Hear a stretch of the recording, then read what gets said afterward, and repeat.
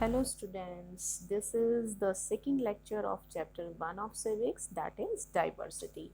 Today we are going to discuss India, a land of diversity. India, a land of diversity. तो basically Bharat जो है वो एक ऐसी धरती है, एक ऐसी लैंड है जहाँ पर बहुत सारी वैरायटीज़ पाई जाती हैं। मतलब कहने का क्या है, कहीं पर बहुत ऊंचे ऊंचे बर्फ़ से ढके हुए हमारे माउंटेन्स पाए जाते हैं, तो कहीं पर फर्टाइल प्लेन्स पाए जाते हैं, कहीं आइलैंड्स पाए जाते हैं, कहीं कोस्टल एरियाज़ पाए जाते हैं, कहीं प्लेट्यूज पाए जाते हैं, तो कहीं ड्राई डेजर्ट्स पाए जाते हैं। तो अगर हम ईस्टर्न साइड चले जाएं तो वहाँ पर जो है आपको ग्रीन फॉरेस्ट देखने को मिल जाएंगे। तो इन डिफरेंट डिफरेंट रीजन में एक स्पेशल वैरायटी के जो है एनिमल्स पाए जाते हैं, एक स्पेशल टाइप की वेजिटेशन जो पाई जाती है। तो इस तरीके से ये जो है हमारी कंट्री की जियोग्राफी में डाइवर्सिटी को ऐड करती है। और ये डाइवर्सिटी जो है केवल आपकी जियोग्राफिकल नहीं होती, ये आपकी इकोनॉमिक डाइवर्सिटी भी होती है, कल्चरल सोशल डाइवर्सिटी भी होती है। तो यहाँ पर हम जो है इस कंसेप्ट के अंदर बहुत सारी टाइप की डाइवर्सिटीज़ को डिस्कस करने वाले हैं। Okay, let us start with the geographical diversity. India is a country with vast diversities. तो भारत एक ऐसा देश है जिसमें बहुत सारी विभिन्नताएं पाई जाती हैं। ये विभिन्नताएं जो हैं उसकी जियोग्राफिकल फीचर, जियो क्या है, जियो यानी कि भू, भू यानी कि लैंड, यानी कि यहाँ पर लैंड में जो फीचर्स पाए जाते हैं, जो वेरिएशंस पाई जाती हैं। तो हमारी धरती, हमारी कंट्री जो है एक ऐसी कंट्री है जहाँ की जियोग्राफिकल फीचर्स में भी बहुत सारी वैरायटीज़ पाई जाती हैं। और ये जियोग्राफिकल फीचर्स हमें जो है एक आप कह सकते हैं कि वाइल्ड लाइफ और वेजिटेशन की एक रिच वैरायटी को ये हमें प्रदान करते हैं। India has dry deserts, green forest, snowy mountains, fertile plains and islands. तो इंडिया में जो है कहीं किसी एरिया में आप देखेंगे कि रेगिस्तान पाया जाता है, यानी ड्राई डेजर्ट्स पाया जाता है, यानी कि वहाँ की जो सॉइल की क्वालिटी है वो एरिड टाइप की है, यानी सूखी जो होती है। प्लस कहीं पर आप देखेंगे ग्रीन फॉरेस्ट पाए जाते हैं। हम अपने नॉर्दर्न पार्ट में चले जाएं अपनी कंट्री के तो वहाँ पर स्नोई माउंटेन्स पाए जाते हैं, फर्टाइल प्लेन्स पाए जाते हैं। अगर हम साउदर्न पार्ट में चले जाएं तो वहाँ के कोस्टल रीजन्स पाए जाते हैं, आइलैंड्स पाए जाते हैं। और बिल्कुल हम अपनी कंट्री के मिड में पहुँच जाएं तो वहाँ पर आपके प्लेट्यूज पाए जाते हैं। तो बेसिकली जो टाइगर्स हैं वो आपके फॉरेस्ट रीजन में पाए जाते हैं। आपके रूरल एरिया में यानी कि गांव में जो है आपके कैटल्स पाए जाते हैं। डेजर्ट में आपके कैमल्स पाए जाते हैं। और जो एरिया वेट और कोल्ड होते हैं वहाँ पर आपके ऑर्चिड्स पाए जाते हैं।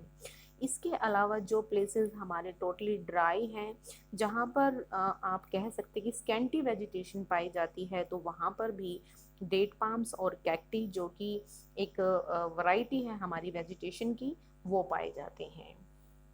अब ये जो जियोग्राफिकल डाइवर्सिटी है, यानी कि हमारी लैंड में भी बहुत सारी वेरिएशंस पाई जाती हैं। कहीं ऊंचे ऊंचे पहाड़ हैं, कहीं पर रेगिस्तान है, कहीं पर पठार हैं। तो अब यहाँ पर रहने वाले जो लोग हैं उनकी फूड हैबिट्स अलग हैं, उनकी लैंग्वेजेस अलग हैं, उनका वहाँ पर जो उनके रिलीजन हैं, जो उनके कस्टम्स हैं, वो टोटली डिफरेंट हैं। वो अलग अलग टर्म्स की जो है ड्रेसेस पहनते हैं। तो यानी कि एक तरीके से ये जहाँ पर हमारी कंट्री में जियोग्राफिकल डाइवर्सिटी पाई जाती है, तो उसके साथ साथ जो कल्चरल डाइवर्सिटी जो है वो भी हमारी पाई जाती है। कल्चरल डाइवर्सिटी का मतलब क्या है? Cultural diversity means the different ways of living in terms of dresses, food, customs, etc. यानी कि अलग अलग तरीके से जैसे हम रहते हैं, जो हम कपड़े पहनते हैं, जो हम खाना खाते हैं, या जो भी हमारे रीति रिवाज हैं। इकोनॉमिक डाइवर्सिटी, अब क्योंकि हमने अभी अभी आपकी जियोग्राफिकल डाइवर्सिटी को डिस्कस किया है, तो जैसी आपकी जियो है, मतलब जैसी जगह पर आप रहते हैं वहाँ पर जिस भी चीज़ की अवेलेबिलिटी है, अबंडेंटली जो चीज़ अवेलेबल है, तो वो जो भी मिनरल, चाहे वो मिनरल है या वाटर है, तो वो हमारे ऑक्यूपेशन को भी इन्फ्लुएंस करता है। In India, the economic condition of people is influenced by the geographical factors of that particular region. तो भारत में जो लोगों की इकोनॉमिक कंडीशन है या इकोनॉमिक डाइवर्सिटी जो पाई जाती है वो उस आपकी प्रभावित होती है जियोग्राफिकल फैक्टर से जो कि उस पर्टिकुलर रीजन में पाए जाते हैं. People living in fertile Indo-Gangetic plains are mainly farmers. यानी कि वो लोग जो हमारे नॉर्दर्न पार्ट में रहते हैं, मतलब बेसिकली कि जैसे हम हरियाणा में रहते हैं तो यहाँ पर अबंडेंटली वाटर अवेलेबल होता है, तो दैट्स वाई यहाँ पर जो है मेन ऑक्यूपेशन लोगों का मेन काम धंधा क्या होता है, फार्मिंग होता है. यहाँ पर एग्रीकल्चर जो है वहाँ हमारे इस रीजन में रहने वाले लोगों की, जैसे कि उत्तर प्रदेश, मध्य प्रदेश, आंध्र प्रदेश, तमिलनाडु और केरला है, तो यहाँ पर लोगों की जो मेन ऑक्यूपेशन है, मेन जो उनका काम धंधा है वो क्या होता है, एग्रीकल्चर यानी कि खेती बाड़ी होता है. अब agriculture is not easy in cold regions such as Jammu and Kashmir या लद्दाख.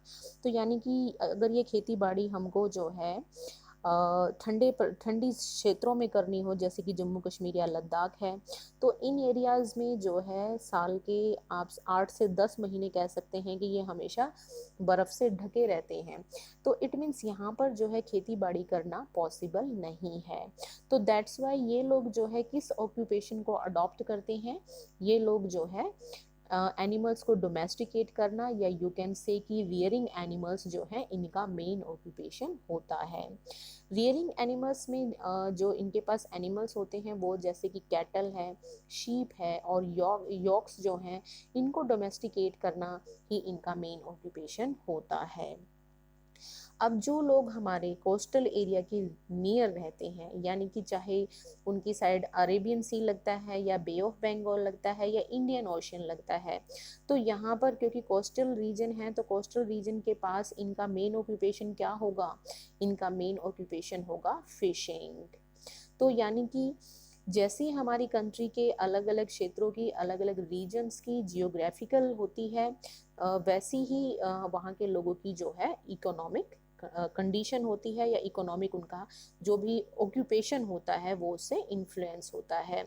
तो इस तरीके से जियोग्राफिकल डाइवर्सिटी तो पाई ही जाती है, उसके साथ साथ जो है इकोनॉमिक डाइवर्सिटी भी पाई जाती है. तो चलिए स्टूडेंट्स, हम नेक्स्ट बात करते हैं cultural and social diversity. Culture और सोशल डाइवर्सिटी यानी कि हर व्यक्ति जो है दूसरे व्यक्ति से टोटली डिफरेंट है, कल्चर वाइज भी और सोसाइटी वाइज भी. तो यानी कि जो भी रॉ मटेरियल हमको अवेलेबल होता है और हमें उसको बनाने का प्रिपरेशन का मेथड पता है, तो हमारी फूड हैबिट्स जो हैं वो उसके अकॉर्डिंग होती हैं. फॉर एग्जाम्पल, जो लोग तमिलनाडु में रहते हैं उनको वीट के कंपैरेटिवली राइस ज़्यादा पसंद होता है, जबकि अगर हम पंजाब के लोगों की बात करें तो उन्हें जो है वो वीट ज़्यादा प्रेफर करते हैं कंपैरेटिवली राइस. और उसके साथ वो जो है दूध, दही, लस्सी, जैसे कि हम हरियाणा से बिलोंग करते हैं, हम कहते हैं ना देशों में देश हरियाणा जहाँ दूध दही का खाना. तो यानी कि हम लोग जो है क्या प्रेफर करते हैं, और लॉट ऑफ मिल्क को हम ड्रिंक करना पसंद करते हैं. They grow sugarcane as the soil available in their state is good for its cultivation. यानी कि जिस भी स्टेट के अंदर, जिस भी रीजन के अंदर सॉइल की क्वालिटी जो है वो उनको अलाउ करती है जिस भी टाइप की फसल के लिए, तो उस टाइप की फसल ही हम वहाँ पर कल्टीवेट करना पसंद करते हैं. जैसे कि जो हमारे कोस्टल प्लेसेस हैं, जैसे केरला है, गोवा है, वेस्ट बंगाल है, तो यहाँ पर जो है क्योंकि ये हमारे कोस्टल एरिया है, तो हमने अभी आपको इकोनॉमिक डाइवर्सिटी में आप लोगों को बताया था कि यहाँ पर जो है फिश इंडस्ट्री जो होती है वो काफ़ी फ्लोरिश करती हैं. तो यहाँ इन क्षेत्रों में रहने वाले जो लोग हैं वो जो है फ़िश को खाना अपने खाने में शामिल करना या उससे रिलेटेड एक्टिविटीज़ को परफॉर्म करना पसंद करते हैं. However, people share and enjoy the dishes of other regions. तो यानी कि हम लोग जो हैं आपस में एक दूसरे क्षेत्रों की जो डिशेस होती हैं उनको शेयर करना, उनको एंजॉय करना पसंद करते हैं. हो सकता है कि हाँ, किसी व्यक्ति को परांठा और करी अच्छा लगता हो तो किसी दूसरे व्यक्ति को इडली और डोसा अच्छा लगता हो। मान लीजिए कि हम कहीं पर टूर पर जाते हैं और अगर हम साउदर्न पार्ट में, अपनी कंट्री के साउदर्न पार्ट में जाते हैं, तो वहाँ पर जो है एक चेंज के तौर पर हम इडली और डोसा को एंजॉय करना पसंद करेंगे। There is a variety in the dresses worn by the people of various region in India। तो अब हमारी कंट्री के अलग अलग क्षेत्रों में जो है आप देखेंगे कि अलग अलग टाइप के लोग जो हैं वो अलग अलग टाइप की ड्रेसेस पहनना पसंद करते हैं, और एक ही पर्टिकुलर चीज़ को पहनने का तरीका जो है वो अलग होता है। जैसे कि अगर हम साड़ी का स्टाइल ही देखें तो हरियाणा में वो एक अलग स्टाइल से पहनी जाती है, महाराष्ट्र में एक अलग तरीके से पहनी जाती है, कर्नाटक साइड में देखेंगे या वेस्ट बंगाल साइड जाएंगे तो वहाँ पर एक डिफरेंट स्टाइल में उसको पहना जाता है, और इनको डिफरेंट डिफरेंट नाम से भी बुलाया जाता है। Unstitched clothing is popular in the form of sari, यानी कि जो कपड़ा हमको सिलना नहीं पड़ता है तो उस फॉर्म को हम कहते हैं साड़ी। साड़ी कह सकते हैं, लुंगी कह सकते हैं, धोती कह सकते हैं, टर्बन कह सकते हैं, क्योंकि जो हमारे दादा नाना जो सर पे और जो साफा पहनते हैं उसे हम टर्बन कहते हैं, उसमें भी कुछ स्टिच नहीं करना होता। जो धोती पहनी जाती है उसमें भी कुछ स्टिच नहीं करना होता धोती के अंदर। लुंगी जो पहनते हैं बिहार साइड के लोग तो वहाँ भी जो है उसको स्टिच नहीं करना पड़ता, और साड़ी को भी स्टिच नहीं करना पड़ता है।